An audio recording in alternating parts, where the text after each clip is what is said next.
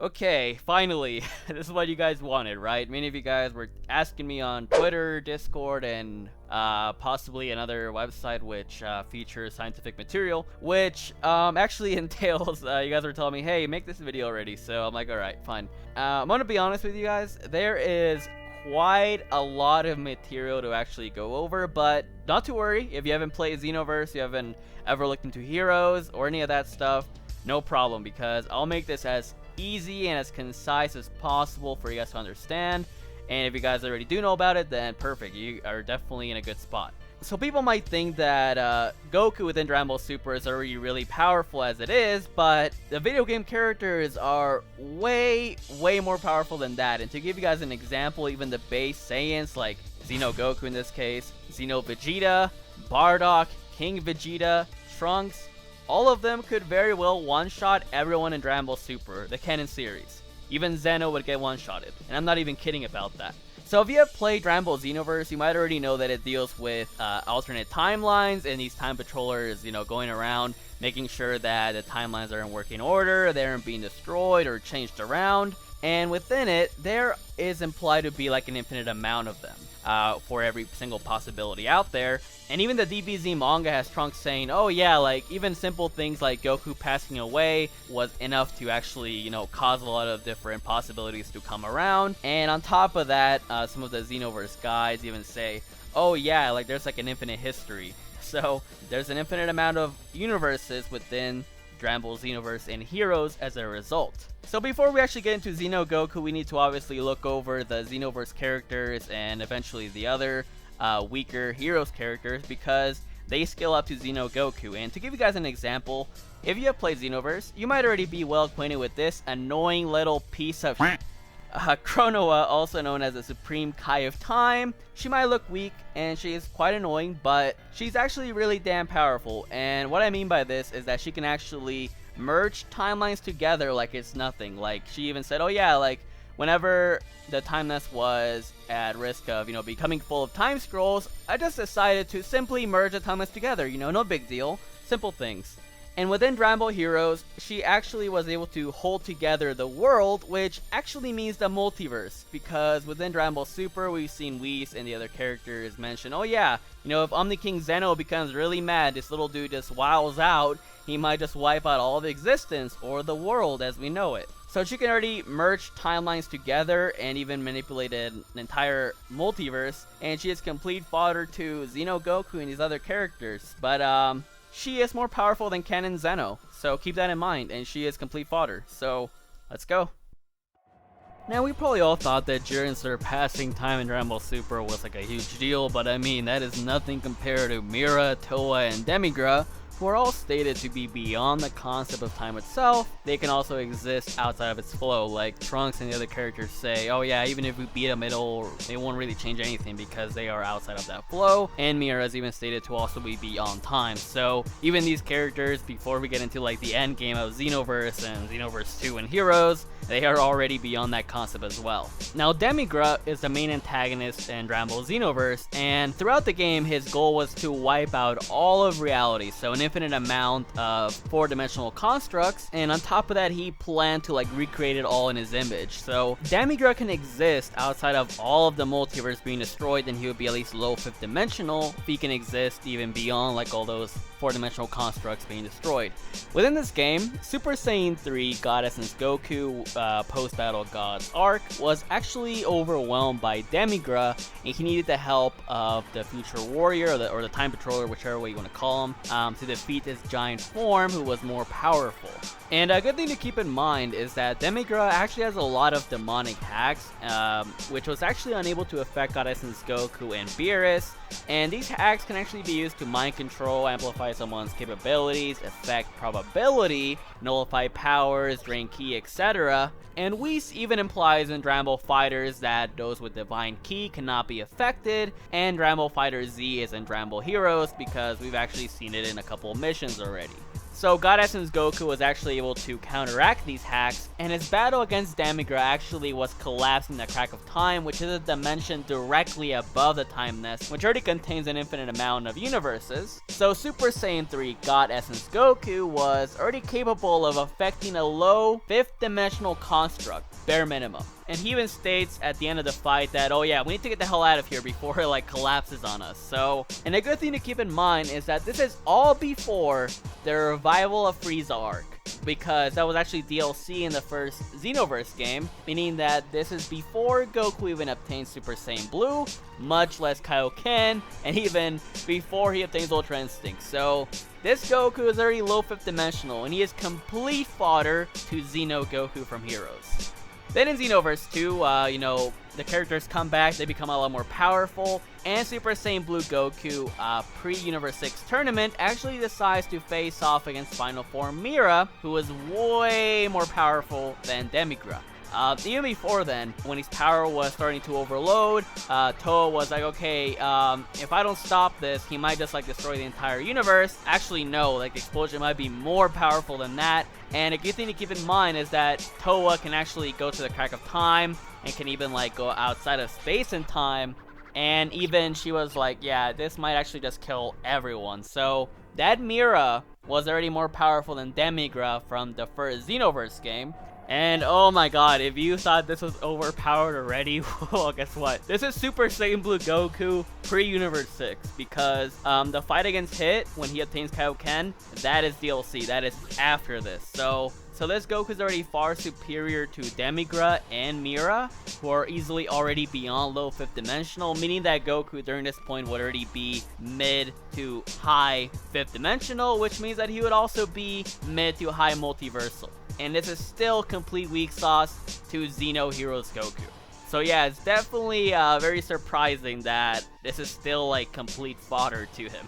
Now that we got that skilling out of the way, we can now focus on Xeno Goku, who technically is like a pseudo composite Goku because he followed the events of the main Dragon Ball Z series, the events of the movies. He also encountered the Battle Gods arc, which is why he actually obtained a God Essence like Goku did in Dragon Ball Super. And he also went through GT, but he did not train with Whis, which is why he didn't even obtain Super Saiyan Blue. And he also never encountered the revival of Frieza arc. So instead of actually having Super Saiyan Blue, he has Super Saiyan 4.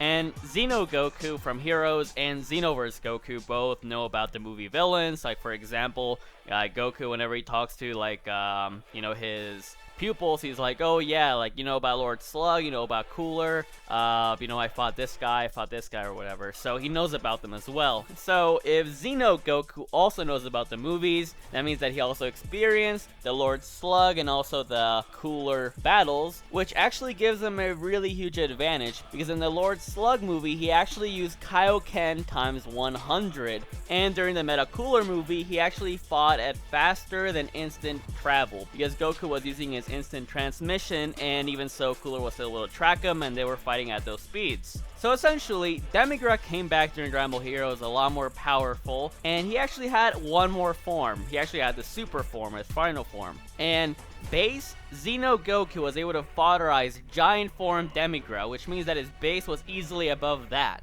And final form Demigra was fighting on par with him, and the Goku during this mission had Super Saiyan 1 with him, which means that if you were pushed to that degree, then Goku could have used Super Saiyan to take care of him. But even within the cutscenes, you see that Demigra needed to transform to actually do anything against base Xeno Goku.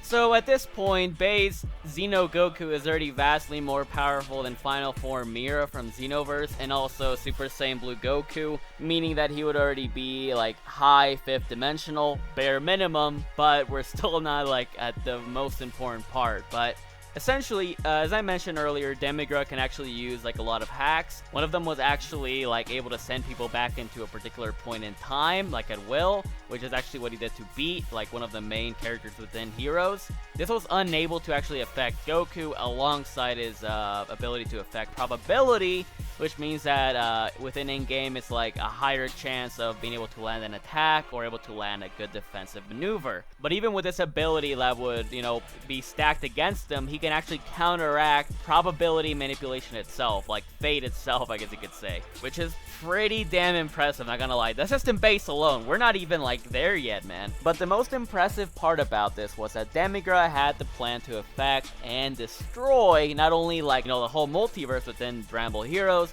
In Dragon Ball Heroes, like, the game exists within the real world, and the guides also say that you have to save the real world and, like, the Dragon Ball Heroes world. This would mean that it would be a higher dimension, meaning that Demigra would have already greatly surpassed the 5th dimension. It would basically mean that he's able to affect a much higher plane of reality, meaning that he would be a 6th dimensional being. And base Xeno Goku was more than powerful enough to take care of him, if not at least Super Saiyan Goku. Essentially, even base Xeno Goku would already be 6th dimensional, a complex multiversal being already. We're not even at Super Saiyan 4 yet, man. It's definitely getting pretty crazy, isn't it? Just by simply powering up, Xeno Goku was actually threatening to destroy like all of time by, transforming into a Super Saiyan 4. Not even going at max power, not even fighting, he was already threatening to do that. And weaker characters could actually like move and stop time, not like in a little spot like with Hit within Dragon Ball Super, but literally like the whole realm, like the track of time, and they could still move through it, meaning that they would have immeasurable speed. And it also makes sense because even the mentors within Dragon Ball Xenoverse, they can actually like assist you, they can go to other timelines to help you out, and they're vastly weaker than Xeno Goku. Except for maybe Whis and Beerus and the, the high tiers, but still, like, even these casual mentors can do that. And the Dragon Ball Heroes anime will actually be touching up on the recent Prison Planet arc, which will actually have post-Tournament of Power Goku from Super, and he'll be facing off against Xeno Goku. Now you guys might say, okay, but isn't that like the canon one? And theoretically it is like the Super Goku, but it's the one within the games, not within the one from the main series. It's kind of weird, honestly. But this Goku had been training since the end of the tournament, and with Whis, he's like, oh hey, I want to try to get Ultra Instinct again. And then that is when he's faced with Fu, and they're like, okay, we need to fight these other guys. And that is when Super Saiyan 4 Xeno Goku faces off against this Goku, and he states that, okay, yeah, you're definitely a step ahead of me, because as I said, he never learned Super Saiyan Blue and never trained with Whis. But Super Saiyan Blue Goku didn't win like with ease. He actually definitely does struggle against him. But it wouldn't be a reach at all to say that Super Saiyan 4 Xeno Goku stands above Tournament of Power Super Saiyan Blue Goku within Heroes, and is more powerful than all these other like Goku Black characters and the majority of the other Tournament of Power characters within Heroes. And another good thing to mention is that this Goku is more powerful than the one that fought against the aforementioned Demigra.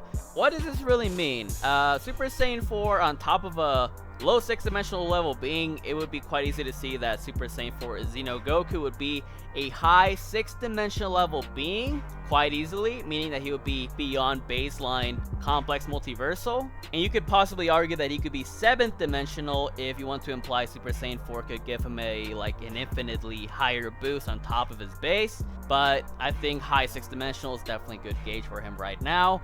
And I mean, keep in mind, this is a Goku that hasn't trained with Whis. He hasn't obtained Super Saiyan Blue. He never knew what the hell Ultra Instinct was, any of that. And he was still more powerful than the Super Saiyan Blue Gokus from the other arcs who did. So just imagine if this Goku obtained Super Saiyan Blue, Kaioken, and Ultra Instinct, he would definitely be like the most powerful Goku ever. Oh yeah, and for some reason, people try to downplay the whole real world thing because they say it's hyperbole or that it's another dimension within the game itself, or my favorite one, it's poetic language. It's like, come on man, it's stated several times that like it's supposed to be completely outside of the game itself. It is quite clear that these guys are a lot more powerful than they're given credit for. And I mean, just imagine how powerful Ultra Instinct Goku is, or Beerus, the Angels, or even Xeno within Heroes. I mean, they'd be way more powerful. and Xeno Gogeta, Xeno Vegeto are a thing in this game as well, so they're way more powerful than this as well. But anyways, I am pretty excited for the Dragon Ball Heroes anime. It's definitely gonna be a fun ride. I can't wait to see like how they,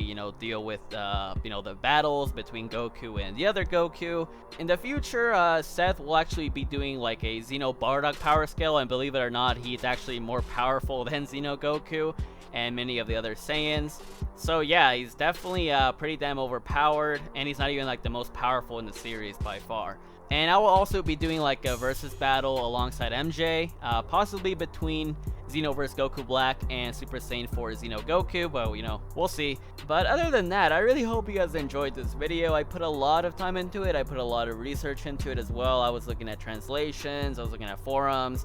I even went to play some of the Xenoverse games again to double check on the statements. I looked at some playthroughs for Xenoverse, Well, yeah, just let me know if you guys would like me to power scale a particular character within these games as well. I could definitely look into it. I mean, there's a lot of characters to choose from. And finally, I want to give huge thanks to Grand Priest for actually helping me out on some of the translations. He even gave me some scans that I didn't know about. Also, check out Super Saiyan Ryu's video. He's actually starting to upload, surprisingly. Hopefully, he doesn't stop anytime soon. But he does like an in-depth on Demigra. It's like pretty long. It goes like in-depth, like really in-depth on it. So if you want to learn more about the scaling, then definitely check it out. So in the future, I shall be doing those aforementioned videos. So be sure to stick around and subscribe. I really appreciate it. And I'll catch you thotties next time. Peace out.